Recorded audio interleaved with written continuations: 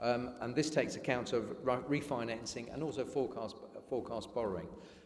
You've also got things where some debt is asset-backed and some debt is not asset-backed, but it is within provision. So, for example, you've got the Thurrock debt, which obviously is not asset-backed and has been a real issue, as we've discussed before. Essex County Council has not all its debt is asset-backed because they have got provision of debt for things like highways, but that is built into their budget and the programme, and that would transfer to the from Essex County Council in the disaggregation to the different unitaries, again, whatever configuration that might be. LGR does not raise anything new in terms of individual merged medium-term financial forecasts, which are likely to be able to be successfully managed across the various UA models. So again, this means this is not an issue of an accountant's decision. This is about what does it feel for best possible place for politicians and for yourself, and feeding back to the minister, who ultimately makes the decision. It's not you, it's not Essex County Council, it's not Thurrock, it's not Southend. The decision is made by the minister. And there are clear opportunities for the redesign of services during the implementation phase and in the first 3 years of the unitary authorities being established. You will see, obviously, configurations changing. There's also, whilst you have 3, 4 or 5 unitaries, there is also nothing to stop those unitaries working together and having shared facilities, shared work in themselves. We already have things which are shared right across the county already, and so there's nothing to stop that also being put in place. And the key financial outputs today, the People2 report, which was published by the District Council Network. This is a national report, this is not specific to Essex, but adult social care, there is no evidence that county councils achieve lower unit costs as a result of greater buying power, with the analysis showing that in all areas except Section 251 residential unit cost, unitaries and those with population size of 253.50 are achieving the lowest unit costs. Now, again, that is something which will have challenge and we'll have discussion, I'm sure, with the submissions, whether that be 3, 4 or 5. We're awaiting the Grant Thornton report and also the PwC report. But early indications of all options are sustainable, so it is a political decision, which is best, and of what is best locally, what you think is going to be putting us in the best possible place, and it's not an accountant's decision. So it's not Richard going to tell you, oh, that's the one we've got to go for, bluntly. It is about what is the best possible outcome. In terms of community engagement, well, we've talked, we've given the opportunity for every parish council to join, and we've been to town councils to talk to them and about the future. Been to CVST tendering together, and the Community Governance Review in public also has touched on that. Essex County Council did a residence survey, and the findings have been published online. And there's also an intention for an online session locally, which to do at the local level. However, this is not the formal consultation. The formal consultation will happen once we've got the process has gone through, and it will be from government, which will provisionally in November 2025. So what will happen is that you will see that the government will receive the submission. By November, they will look at the submissions which have been made. So if there's 4, they can say, actually, I tell you what, one of the submissions might have come 4th, and therefore has not won, it's lost, and therefore you've got 3 left. Or it might be 2 of them which will be deleted, and the government may only consult on 2 of the options, those who came first and second, or those who the government produce and look at and say they are the 2 front runners, if you like. They will be looked at from the point of view of saying is all those criteria which we talked about earlier, what best fits the criteria and the outcome at a local level. I think that the other thing in terms of the government's decision making will be there will also be an element of the Treasury. The Treasury will look at this as well and say, and will have a say. So it will be the minister, the Treasury, and of course the civil servants, and of course the politics. You know, let's not hide away from it. This is also a political decision by government, also at the end of the day. So that will be so the formal consultation will be in November 2025. with a final decision coming through, which will be in the early part of 2026 as to what the configuration will be. The Minister's letter to leaders on the 3rd of June highlights the point around population size, and it's more a guiding principle, as I said, and not a strict target. So you can see that all proposals, whether they are guided level, above or below, they still have to have a rationale for it. The Minister's letter also talks about strong accountable leadership and members' roles and governance. New unitary authority structures should enable stronger community engagement and deliver genuine opportunity for neighbourhood empowerment. Hence the Neighbourhood Area Committee work which has been proposed. And also councillor numbers need to ensure both effective democratic representation for all parts of the area and also effective government. And I think that it's worth saying is that in terms of that is it's recognising the workload which members will have, and therefore making sure with a new unitary authority, with all the different roles it will have, ensuring that the unitary authority will have sufficient members to be able to fulfil those roles. Yes, thank you. And also it was in line with the Boundary Commission, which can comment. They have undertaken to say if boundary areas are used as at present, but they would have undertaken that they may. I think it may be that if it's possible, because the number of unitarisations which are going on across the country, will undertake a review before the next election. So not the first election of the Shadow Authority, but the next election. What works in one area may not apply in the same in another area, so it's right that the process allows for flexibility. So the fact that south of the county wants a certain configuration of members does not necessarily have to mean that we in the north have to do the same. Whatever the outcome will be dependent on what our needs are.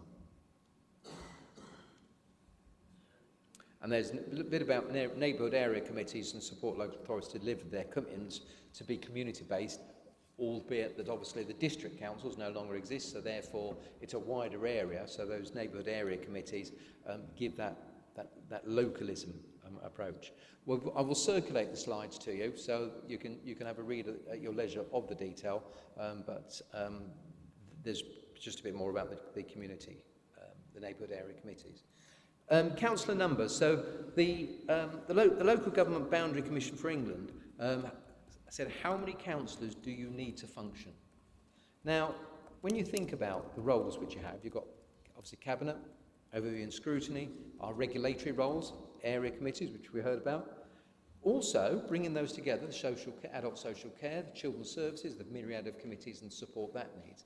It means that actually all the things that the district does and needs members to do, and all the different things that the county does and the committees that needs, is coming together to ensure that you have sufficient number of councillors in order to fulfil our functions. Also, in terms of your role as members and caseload, and the numbers of population you are representing. So looking at just how many that would need. Now, some early work which we've done on that one suggests to deliver this, we need 100 councillors. And the Local Government Boundary Commission have said the maximum is 100 councillors for a council. Configurations for the new wards or division for the unitary authority can be done based on existing wards or can be done based on divisions. Now, just to sort of do that, wards, if you did it around wards, can provide for 100 councillors, and that's in total for the unitary. So if you were doing that using the future, I say future Essex County Council divisions, because of course the Essex County Council has recently undertaken a review of the divisions, so there's a new position. So if you had at the moment there's 8 county council divisions, so that would give 24 councillors for tendering, which would give, if you combine it with the other for 2 others, which in the 5 UA case would be 75 councillors.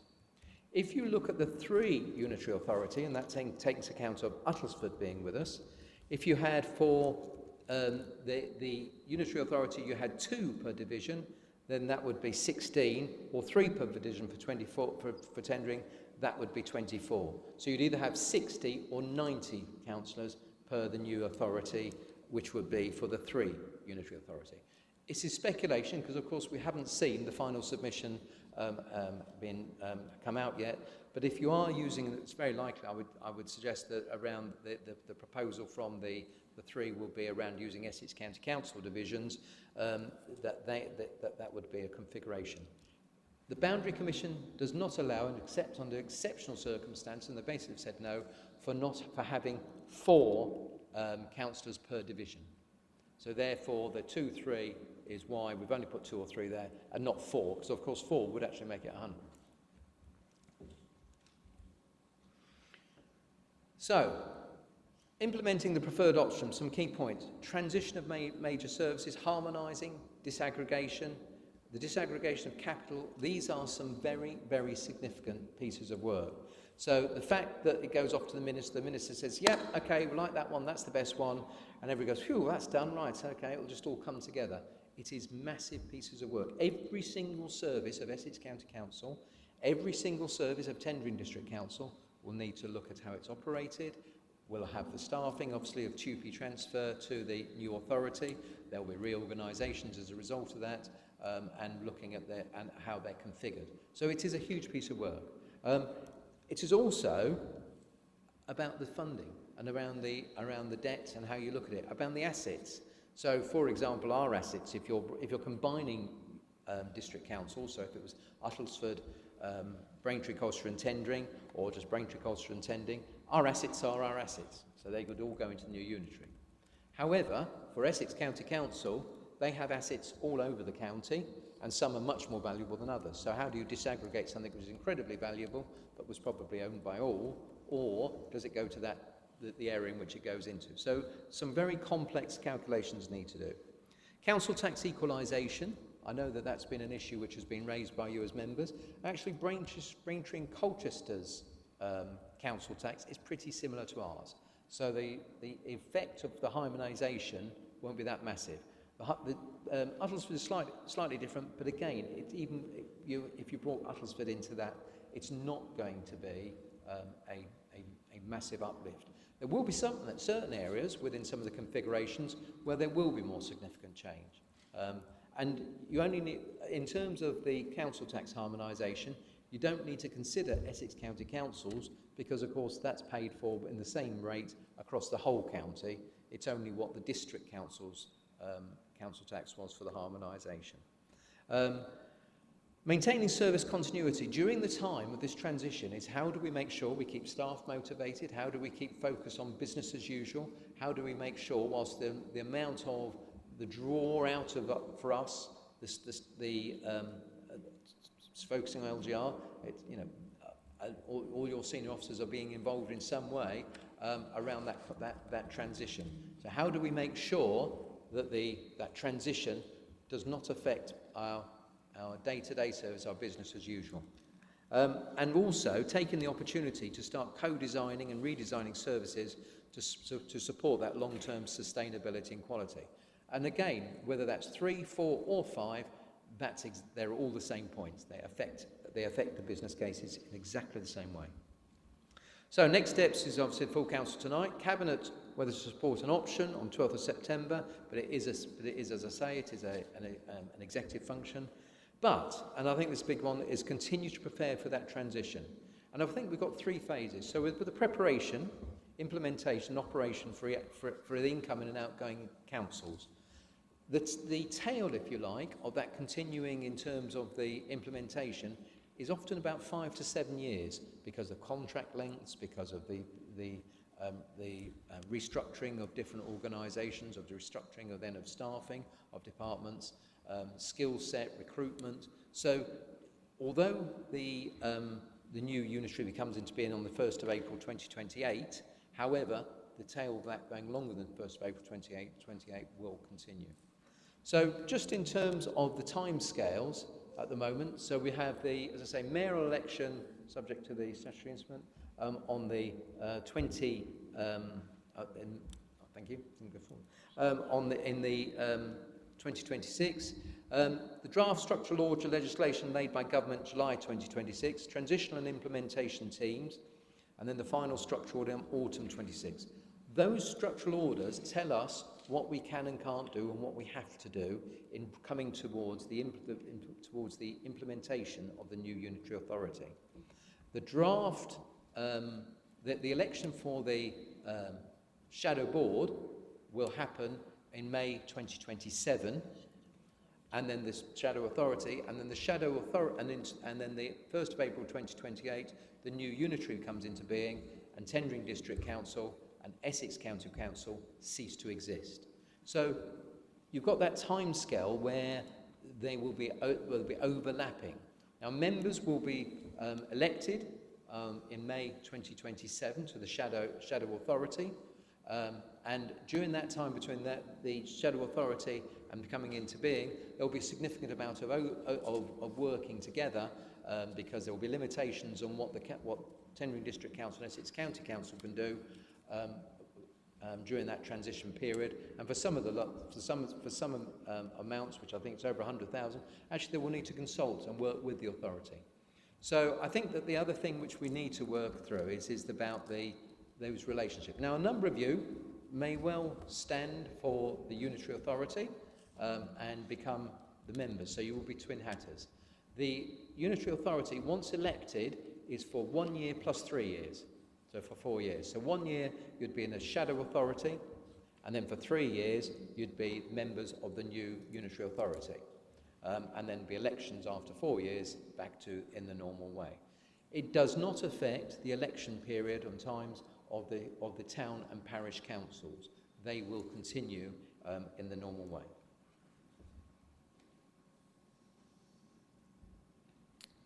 Okay, so that is I just wanted to sort of give you hopefully a whistle-stop tour through. Are there any very quick factual questions? I don't mean about political about it, just any factual questions around it. If I may, Chairman, or can I just take those? Thank you. Just one of the points raised was about assets. Obviously, currently, Clacton, Jaywick and Holland are going through town council or parish council. And you talked about assets, obviously, that other unitaries already own or will control. But is their assets going to be handed over to the town council before unitary come in? Is that possible? Or? So thank you for good questions. We are having some conversations around the town and parish councils. The opportunity, though, is that you cannot asset strip. So you can't just give anything away and say, oh, we'll get rid of it all and give it all to the locally. It has to be for a community value or for monetary value, and we're looking at that, and we've had a number of conversations with the town and parish councils and looking at how that can happen.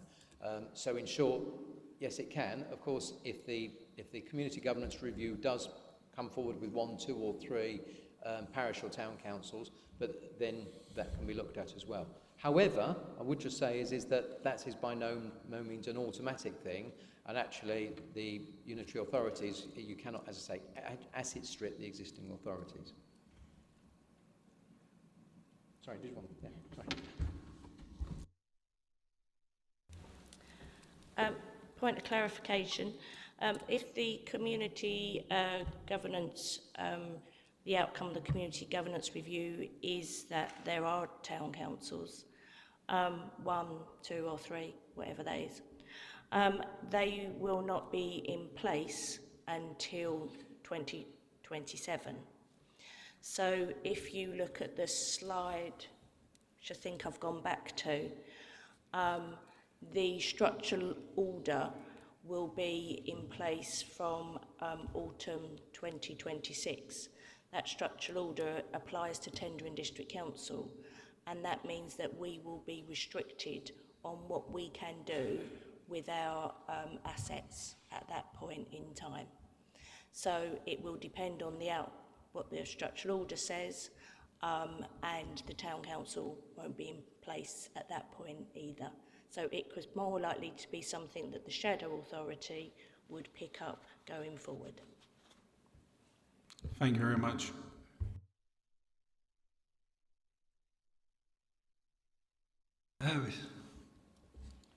Thank you, Chairman. Question, just point of clarification, please. of the 4 options that there are, can you just clarify that all 4 options are viable? Who determined they were viable? And if they are, whether it's the 3, 4 or 5, what we're saying is that it's basically a political decision which one of those 4 is the preferred, and in any event the government could come up with a completely different one or a different choice that they want. Thank you. Thank you. So 3 and 5 are the works which PwC and Grant Thornton have done the work on and we have been involved with. And all the indications are, as I said on the slide, that yes, they are viable, and they will be, but there will be political decisions with the new authority, as we said about there. The two for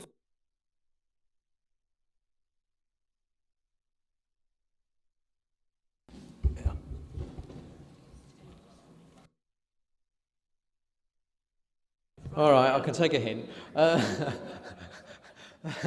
The 2 for 4, we don't know because they've only just come forward and we've not had a chance to look at it. I mean, likelihood is that the one with Braintree Godstone tendering together on its own, yes. But any financial viability has to work for the whole of Essex. It can't just be one of the unitaries. So a piece of work for financial viability will need to be brought forward for both of those 4 proposals, and not just for the fact that it works for a certain aspect around it for the Thurrock proposal or a certain aspect for Rochford. It has to work for all. The 3.4 and 5.2 have had sound work done for them by major audit companies, which have come forward with the figures. I'll just answer the second point of clarification, where you said, asked whether the government could come up with any others. The letter that Surrey recently received, when their submissions were sent off to government, 4 were sent off for different reasons. Government discounted 2 straight away and gave reasons why. They've gone out to consultation on 2, which is consultation is closed, but the letter very clearly states that following the consultation period, the government will make a decision taking into account the outcome of the consultation and either accept either one of those proposals as submitted, or vary them, or come up with something different, or none of the above. And that is in black and white, that's in the letter. So, I'm not being facetious, that's what it says.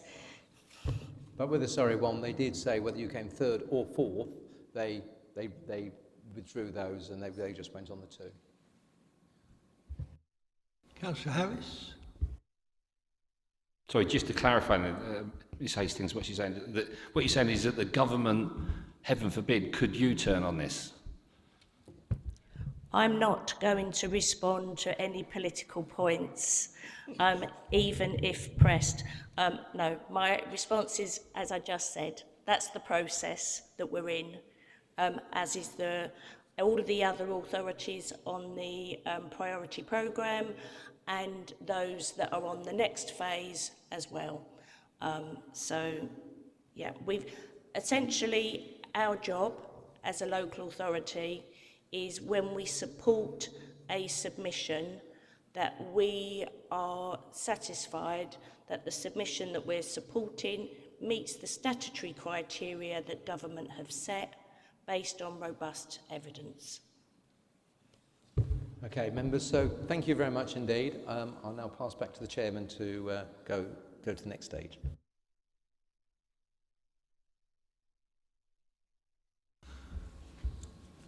Councillor Stevenson. Thank you very much, Chairman. And I'd just like to thank the Chief Exec, because I've sat through many of those briefings, and that's the shortest one to date. But in all seriousness, I think I'll just start with the recommendation, quickly do my speech, because we have been sat here for nearly an hour listening to what's been going on. The recommendation to Council that following an update to be provided by the Leader of the Council and the Chief Exec at its meeting on the 14th of August 2025, Council considers the available information on the options for local government reorganisation in Greater Essex. As this has been announced and formulated to this point and formally indicates the preferences for one or other of those options and the rationale for this.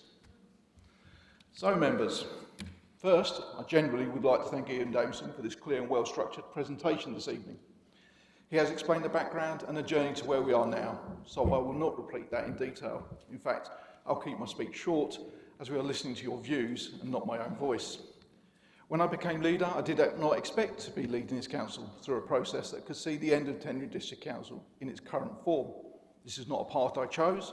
Some of you will know that when this was considered at Essex County Council, I voted against it. I was in the minority and we live in a democratic system. My role now is to face the reality before us and ensure we get the best outcome we can for the people of Tendring. It is important to remember that this is not a tendering policy initiative. The government, through the Department for Levelling Up Housing Communities, has invited councils to submit proposals for local government reorganisation. Our task tonight is to decide whether to support a proposal, and if so, which. It will be for government to decide which proposals have merit and move forward to statutory consultations in November. Getting to this point has taken considerable time and effort from both members and officers, all while delivering an already full agenda.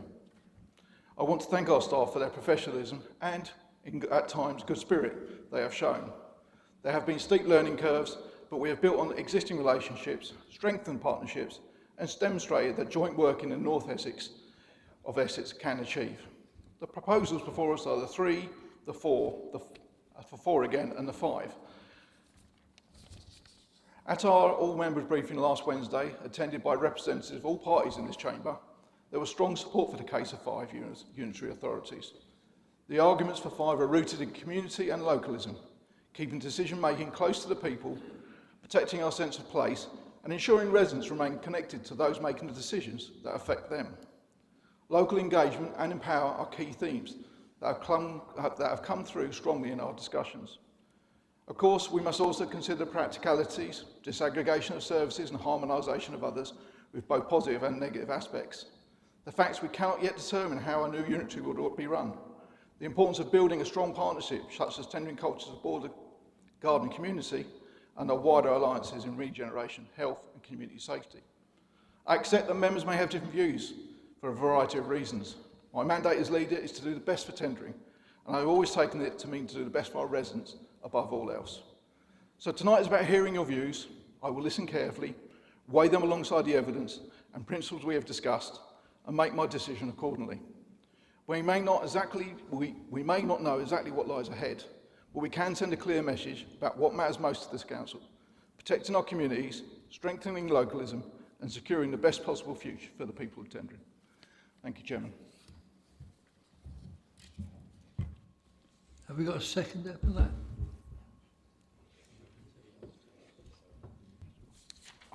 I'll second that, Chair.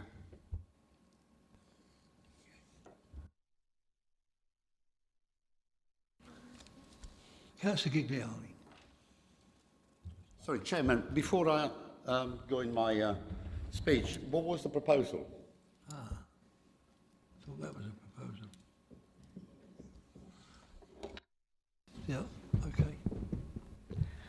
The recommendation is as printed in the agenda and as read out by Councillor Stevenson, in which he said that he wished to hear from the views of council before any decision was made, although Councillor Stevenson did refer to the feedback at the all-member briefing last week, which there was support for 5.2, but that's not the proposal at the moment. He still wants to hear from this evening. Thank you, Ms. Hastings, for your explanation. And I would like to start by thanking the Chief Executive for his short version of the presentation this evening, and I'm glad that it was a short version. Now, with all jokes aside, I think Ian has always had is overwhelmingly decided is that every member in this council has the right information, and he will bend over backwards to make sure that is the case. So that is very, very, it's far more than many other authorities are doing around the county. So I'm really grateful for that. The options we got in front of us, of what we got here, obviously for me, 3.4 is the one that I would like for us to pursue. I've got doubts about Altisford. Everybody's got, I don't think I've got anyone that's got, hasn't got doubts for Altisford. But hopefully with the cleansing that will take place, some of the things are not quite right will disappear, won't they? So we'll come out in the wash. So 3.4 for me. I have got, however, some serious concerns about the disaggregation of services. I've sat on People and Family Committee in county for the last 13 years, and I've been vice chairman for the last 5. And those are the People and Family Committee deals with the biggest spends and the most impactful services of the whole of the County Council. Adult social care, children's services, safeguarding on both of those, domestic abuse and so forth, children in need, children in care, and education. Those are the real big things, services that, and I've always maintained the only way that you can carry on delivering those services seemingly without any interruption is by delegating some of those to one unitary, and then others can buy from that. I keep getting told that's not part of the legislation, but unless you ask, you don't get. So I would really very much like that everyone get behind us. You know, those of us who have been county councillors and have got knowledge of adult social care and children's services will know just how incredibly vast area that is to manage. And only this morning we were discussing our next meeting, and it was very apparent that officers cracks are showing, you know, they are showing, they are there. And that's my next issue is the staff welfare. I know that staff in this authority are incredibly well supported, and there are, time's up, 3 minutes gone. That's really quick. Chairman, I'll stop there, but I think you got the gist of what my feelings are, Councillor Stevenson. Thank you.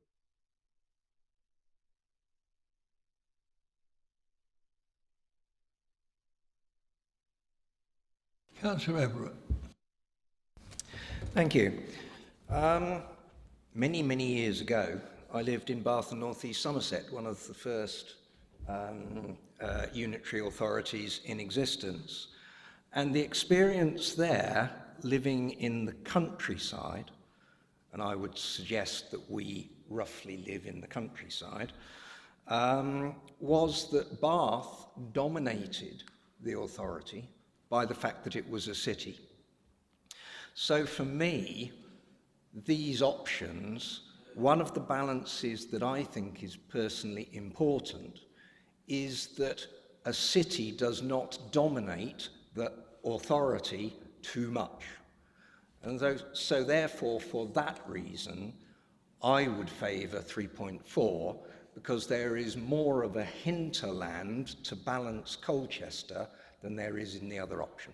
Thank you.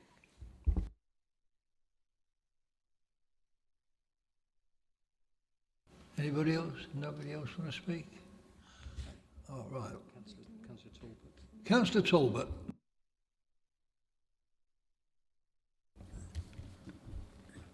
Thank you, Chairman. Colleagues, I think the presentation we've just had received from Ian Davidson should at least rather crystallise members' minds about what's the right thing to do. That's the same as we had at the all-member briefing Wednesday week ago, and should help, I think, to crystallise everybody's minds. I must admit that at the members' meeting, I said I preferred the unitary greeting suggested by Southend, the other coastal authority, for a grouping to form 5 unitary authorities in Essex. and my view is unchanged. Whatever option we choose, always remember the government will make the final decision. But whatever that decision is, one thing is certain, and that is that the authority I have grown to love and admire, and being proud to say at other meetings that I am a district councillor from Tendring, that very authority itself will disappear. So let us not let it go without comment. I make no apology for what I'm going to say in my 3 minutes, well, 1.5 left. The LGA 72 set up from the 1st of April 74 the merger of Harwich, Frinton and Walton, Clacton and Brightlingsea with the rural area of Tendring. Those authorities just absolutely disappeared in the executive term, and Tendring then was formed. Now we know that that very authority itself, Tendring, is going to disappear on the vesting day in, is it 2008, in April, as we've been told. The Local Government Act 1972 reorganised all that government in that particular way. But all those councils that were there before are still there now, but in a minor way compared to what they had done beforehand. Now we know that in April 2028, vesting day, a new authority, whatever it's going to be, will take over, and the old authorities will be closed down and just abolished. Tendring District Council will have lasted for 54 years and 14 days. And in that time, it's developed into a local authority leading in so many ways, but always putting the interests of the residents and visitors in the area in the forefront of its considerations. We have different political views held by members, but it's never developed at meetings into aggressive comments about another member's views, as I have experienced on other authorities. We here, I like to think of us as a family, once 60 members, now 48, but all colleagues, all friends and colleagues, every one of us with the same overall aim to benefit our residents in our own particular way. Our officers and members are close, but with respect for each other's individual roles, with many officers really giving their all, not just for their jobs, but to the district itself as though it's can you wind up, please? Yes, I will do. And if I'm still alive and here in 2028, when I will be 97 years old, I will want to be able to say, goodbye, friend, dear old mate, for a number of years. Thank you.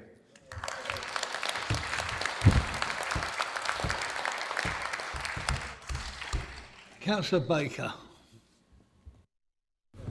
Thank you, Chairman. How do I follow that? I don't think we even need to consider the two on the right, because we don't know anything about it. So forget them. So is it the one that Essex County Council put forward, or is it the one from Southend Council, the Leeds?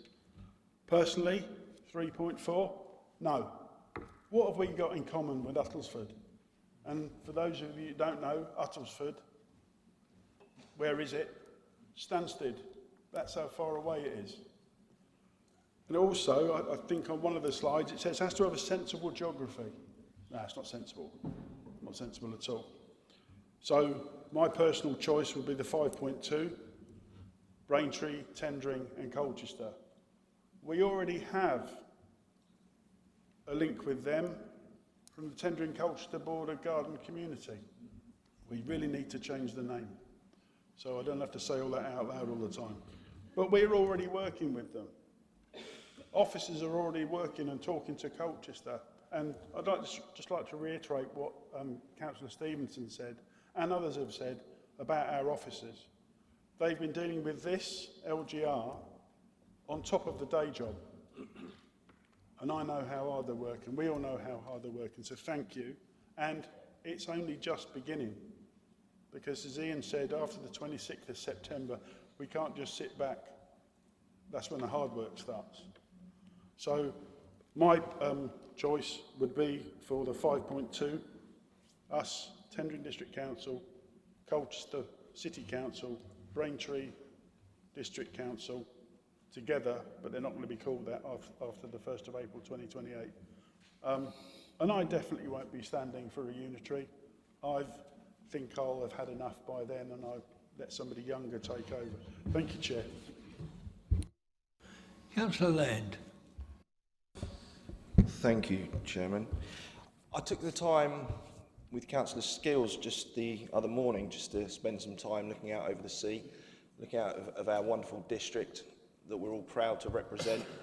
And this whole process really brings it home to me as a younger councillor within the chamber, but not so young, that, you know, it was really nice to sit and feel exceptionally proud of what this council has achieved, what we've achieved as individuals, and potentially what we can achieve as a new unitary council, however that might be set up.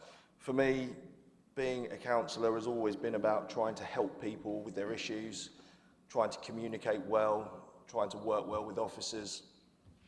And for me, that will always continue in the same vein, regardless of how many unitary councils we have, how many councillors we have per division. And it's exciting. It's sad, but at the same time, it's exciting to move forward into something that's been happening across the country for many, many years, and it's just come round to our time. And just to take those moments to understand and feel that you've done something valued and you've helped people, many, many people, all of us, within this district over many years. It just is really what this is all about, a time for reflection. The big decisions and the hard decisions are being made by very, very experienced people, councillors, officers, but for me, far above my pay grade, just to reflect that we will continue in the new world to represent our people, those that we have been elected by, and to try and help them and continue to solve their many, many problems, and they appear to be more and more vast every day when I open my email box. So I'm not giving you anything about what I think is the preferred option. As I've explained, I think that's being done by the correct people, not by me on this evening. So enjoy everything you've had, enjoy what you have left, and whatever decision is made, those of us that are elected, very much including myself, will continue to strive each and every day to work harder and harder to support those people that we represent.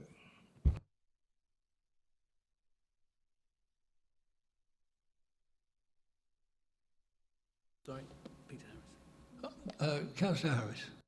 Thank you, Chairman. Well, firstly, I really don't know what Councillor Baker is talking about. He's got years left in him. Just look at Councillor Talbot. So we attended or some of us attended the all-members briefing Wednesday week, and we debated these options, during and after the event as well. And for me, whatever we decide, I think the government are going to make their own decision anyway. I think that, looking at these, two of the options for us are the same. Tendring, Colchester, Braintree on the 5.2 and the 4.8. In terms of the viability, if we have proven viability by the auditors, then that's got to be key. But for me, the big decision is regarding localism, local decisions, keeping local identity, and that is so, so important. Where the town hall is going to be is massively important to the people that vote for us and are on the streets, our residents. That's who put us in this place. So for me, I think 5.2 makes sense to me. It keeps it as small as possible. None of them are ideal to me. None of them are ideal. And for me, that's the best of a bad bunch. So I will go with 5.2. If an auditor comes up and explains why that's not possible, then I will, of course, look at an alternative. But I think that that's where we need to be, and to try and keep as much local identity as possible for our residents. Thank you. Councillor Calvert, can you remain seated? Thank you, Chair. I'm now going to say something that is very rarely heard in this chamber. I agree with every word Councillor Harris has just said. 5.2 must be the better option because it provides the smaller option and a closer option to the level of representation that Tendring District Council so excellently provides for its residents at present. Just on that principle, 5.2 is the only sensible option out of these options to support. Thank you, Chair.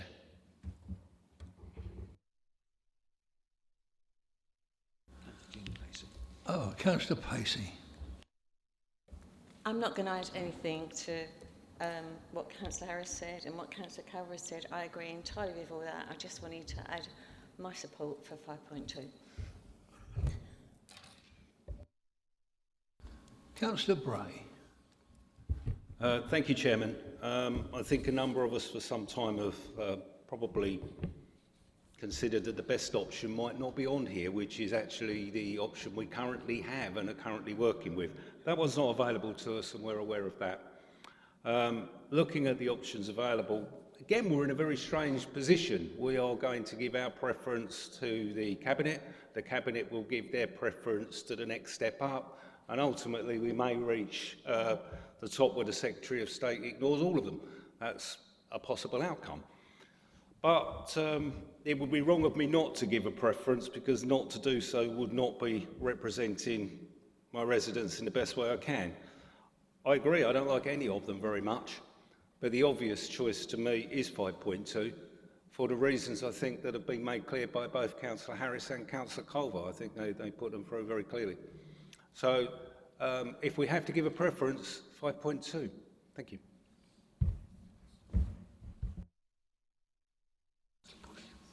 Councillor Bush. Thank you, Chairman. Yes, listening to the various comments here from the councillors regarding these options, when I looked at the option, the free zone option, I call it North, Central and South, it looks like a very simplistic way to break up the county.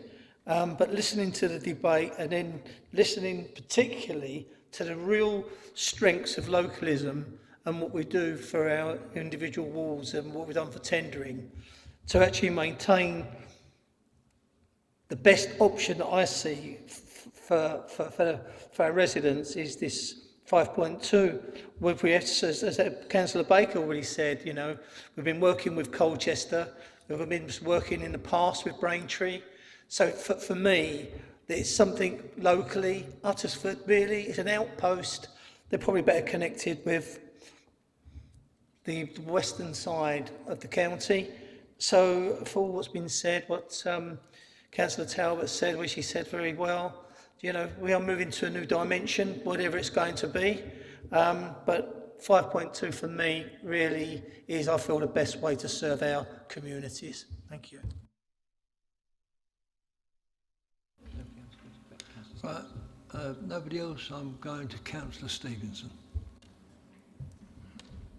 Thank you, Chair. Thank you, Chairman. And can I thank all members for their contributions. Now, normally I would come back to each and every one of these comments, but this is not one of those meetings, I think. And these are your opinions, and not for me to change, but to understand your points. I will make one comment now, and that was from Carlo, right at the beginning. And I agree with him, other authorities do not brief members like tendering. Yeah, we are phenomenal at this, and I thank our Chief Exec and his staff for that. So, not everybody has spoken tonight, possibly a little bit glad considering the time, but I don't want it to end there. I'm still available for a call, an email, bump into me in the corridor. I encourage you to share your thoughts over the next week or two once the slides have been shown. You might have something you want to say. My email, everything in confidence.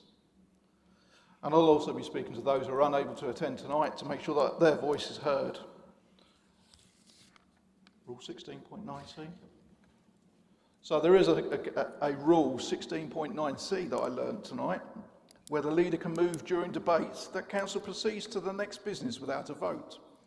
As the debate this evening has been useful to assist Cabinet, and I wish to ensure all parties and councillors not present can present their views, the feedback from council will be summarised in the report to council for maximum transparency and openness. So may I do that, please?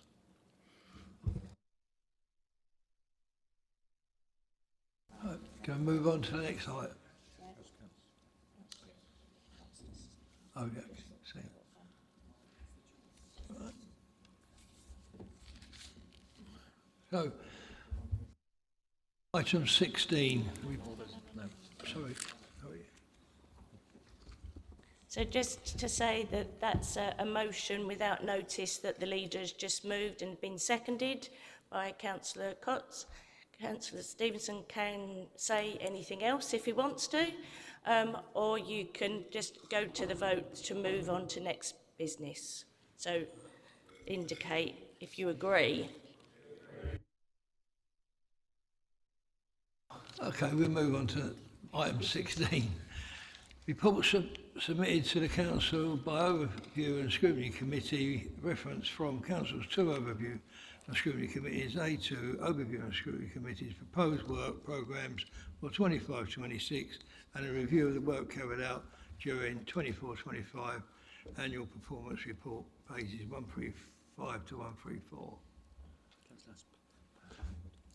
Councillor Honeywood. Thank you, Chairman.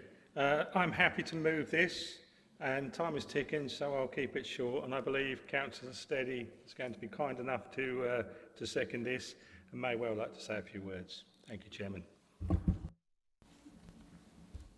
Councillor Steady. Yeah, thanks. I'm very pleased to second this motion, and I would just like to endorse everything which is in the report.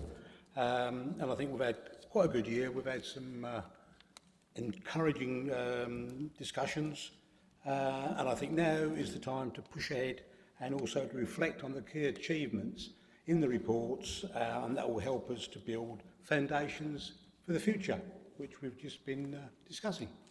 So I second.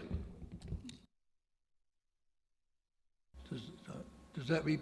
Sorry, does that? Oh yeah, does that be put? Report on the table. It's on the table. Everyone has a copy of that. Everyone has a copy of that, and that. Agreement. Yeah. Yeah. You all agree with that one? You all accept that? Thanks, Councillor Honeywood. You agree? Do you agree? Okay. So a vote. Okay. Go to a vote on that. I think it's now. Hey? Agreed? Yeah, we all agreed. Oh, yeah, okay. Item 17, reference to the Standards Committee, A3, amended complaints procedure, Members' Code of Conduct, pages 155 to 158. I'd like to Councillor move that, Talbot. Mr. Chairman. Unfortunately, I chaired the last meeting of the Standards Committee when that was there. It results really revising our own experience as a Standards Committee in the last 18 months or so, when there have been a number of very difficult situations arising. You can see in, what was it, page 97 of the actual papers before us, the report of the Standards Committee. We've had a couple of fantastic reports given to us. We brought ourselves right up to date. It's a very good procedure, and the recommendations are before you. I might add, because it's not in the recommendations here, but I hope nobody minds me saying it, but we've found ourselves as a committee that however serious a breach is, the worst you can do, or the most you can do, I'm sorry, is to slap the back of somebody's wrist. there isn't any other penalty. So when a recent survey was put round by the government for councils to give their opinions on the procedure and the complaints and penalties, we did support the reintroduction of the ability of a standards committee to suspend a member for a period of time. That used to apply, but it was removed, I think, in 2010 or something. But I just add that for information, but the recommendation's in the book. Thank you. Any comments? Agreed? Agreed.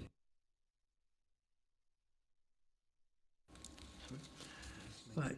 Item 18, reference to the Planning Committee 04 Biodiversity Net Gain delegation agreement arrangements in respect of proposal of habitat banks. Councillor Councillor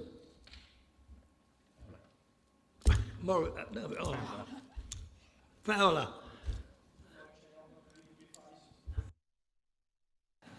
Chairman, you are no longer on my friends list on Facebook. The next time we're in the pub, you're not getting a drink either. Chairman, I refer to page 160 of our agenda and I move as the recommendation is printed. Thank you, Chairman, and I believe that my Vice Chairman on the Planning Committee, Councillor White, will be happy to second this. Thank you, Chairman. Councillor White. Yes, formally, Chairman, I would like to second this particular motion. And if there is a debate, I'll reserve my right to speak. I don't think there will be, but nevertheless, I'll reserve my right. Any comments? All agreed? Agreed. Item 19, report from the Chief Executive, Councillor Anne Davis, membership of the Reform Group, pages 169 to 170. Chairman, as per your agenda on pages 169 and 170. Thank you. Item 20, report of the Chief Exec, allocation of seats on committees and subcommittees of political groups formed in tendering district council and the appointments of the membership committees, etc., for the remainder of the municipal year, pages 171 to 180. Councillor Mark Stevenson. Chairman, I'm happy to move them. Chairman, I'm happy to second that. Lisa. Thank you, Chairman. Just would like to point out that although the leader has moved the recommendations A to D together, we do actually need to take the votes separately. So we need to do A and B first as one vote, and then move on to C, and then move on to D. Thank you.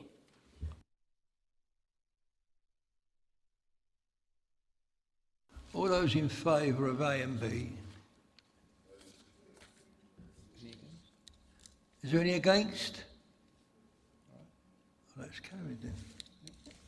That's carried.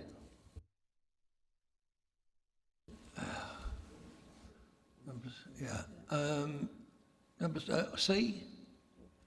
Anybody in favour of that? Number C? All those in favour? All those in favour? Oh dear, I'm getting tired.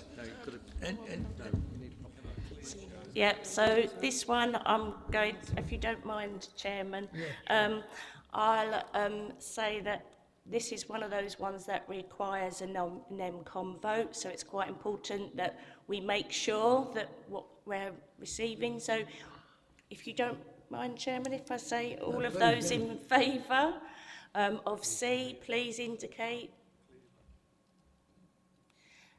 Any against? Any abstentions? Thank you. And then we go on to D, but I'll sit down now. Okay. All those in favour of? No?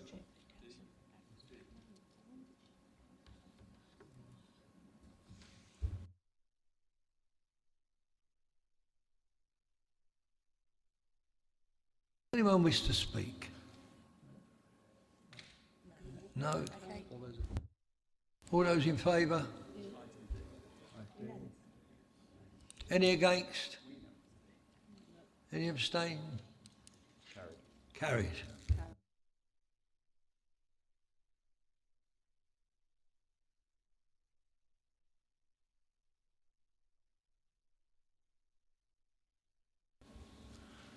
Right.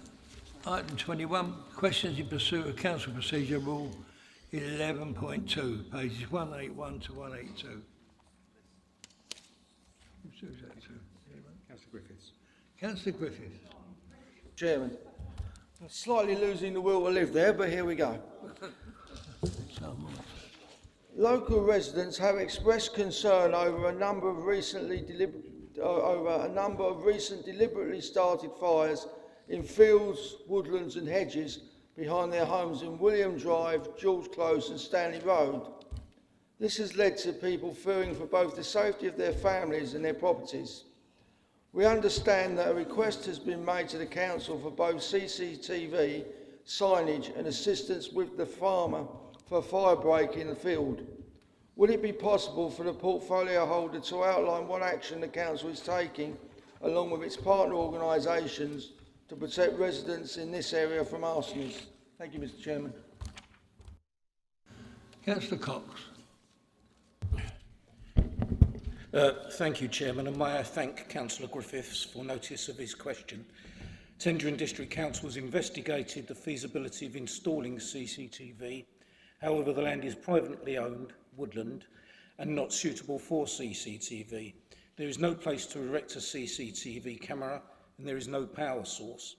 As the land is privately owned and not by Tendring District Council, we would not erect CCTV cameras on the land. The issue of the fires were discussed at the meeting held with councillors by Chief Inspector Austin as part of his tour, who assured councillors that the police service would work with the fire service to conduct door-to-door visits in the area to reassure residents. Andy Marshall of Essex County Fire and Rescue Service has confirmed that William Drive is just one of the roads that surrounds a large farmers' fields of standing corn, as well as Stanley Road, Cherry Tree Avenue, West Lane and Janewick Lane, which all sit along the curtilage of the field alongside some smaller roads which run off these main thoroughfares. On Thursday the 7th and Friday the 8th of July 2025, the Police and Fire Service undertook door-to-door knocking in Stanley Road and Poplar Close, approximately 100 properties, which has generated over 35 home fire safety checks and home fire safety referrals. The police have door-knocked the whole area, including William Drive, to provide a level of assurance to residents. The Essex County Fire and Rescue Service attend and put out fires when they are identified.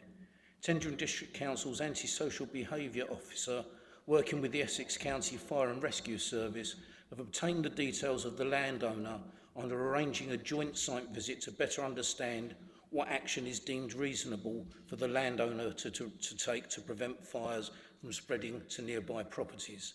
Tendring District Council and the Essex County Fire and Rescue Service are considering sending a joint letter to request that the landowner consider and implement these reasonable steps and to set out the possible repercussions if the measures are not undertaken and an incendiary incident occurs and fires spread to neighbouring properties. Thank you, Chairman.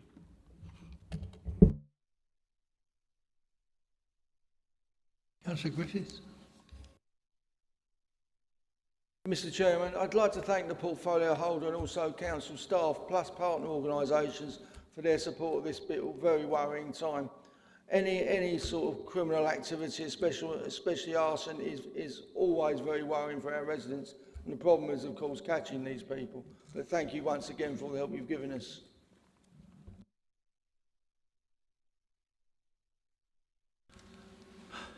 Right.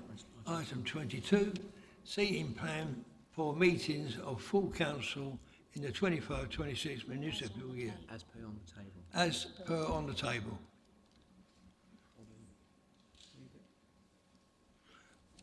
Thank you, Chairman. I'm happy to move the seating plan as put on the table.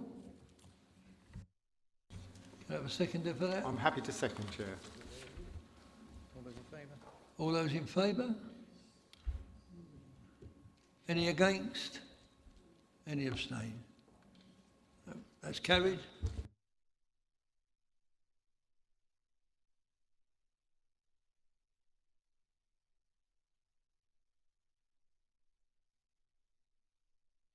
Date of the next meeting is scheduled for Tuesday the 16th of September 2025 at 7:30 at this very place, Town Hall. So there are no urgent matters. I close the meeting. As there are no urgent matters, I close the meeting. Please be upstanding.